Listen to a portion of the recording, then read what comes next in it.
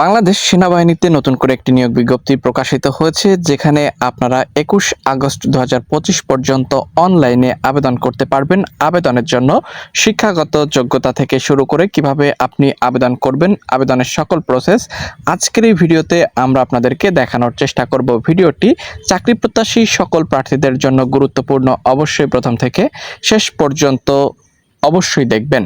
তো যেহেতু এখন পর্যন্ত আবেদন শুরু হয়নি, তাই আপনারা আবেদনটি করতে পারবেন না। আবেদন শুরু 22 জুলাই 2025 তারিখে। এখানে একটি লিঙ্ক দেখতে পাচ্ছেন, এই লিঙ্কের সাহায্যে অবশ্যই আপনাকে অনলাইনে অ্যাপ্লাইটি করে নিতে হবে। দেখতে পাচ্ছেন আপনারা এখানে বাংলাদেশ সেনাবাহিনীতে সেনা শিক্ষা করে জুনিয়র কমিশন অফিসার হিসেবে যোগ দিন। তো এখানে নতুন নিয়োগ বিজ্ঞপ্তি প্রকাশিত হয়েছে, যেখানে আপনারা বাংলাদেশের 64 জেলা থেকেই অ্যাপ্লাই করতে পারবেন। আবেদনের জন্য শিক্ষাগত যোগ্যতা দেখতে পাচ্ছেন, বয়সসীমা রয়েছে, শারীরিক যোগ্যতা, বৈবাহিক অবস্থা, স্বাস্থ্য পরীক্ষা, সাঁতার থেকে শুরু করে সকল বিস্তারিত তথ্য এখানে পর্যায়ক্রমে উল্লেখ করে দেওয়া রয়েছে। শিক্ষাগত যোগ্যতা বিএ, বিএসসি, বিকম, স্নাতক সমমান দেখতে পাচ্ছেন এখানে। বয়সসীমা 5 এপ্রিল 2026-এ 20 বছর থেকে শুরু করে 28 বছরের মধ্যে হতে হবে। শারীরিক যোগ্যতা উচ্চতা দেখতে পাচ্ছেন 5 ফুট 5 ইঞ্চি, ওজন 49 কেজি, বুকের মাপ 30-32, অবিবাহিত, স্বাস্থ্য পরীক্ষায় যোগ্য, সাঁতার জানা অত্যাবশ্যক, ন্যূনতম 50 মিটার।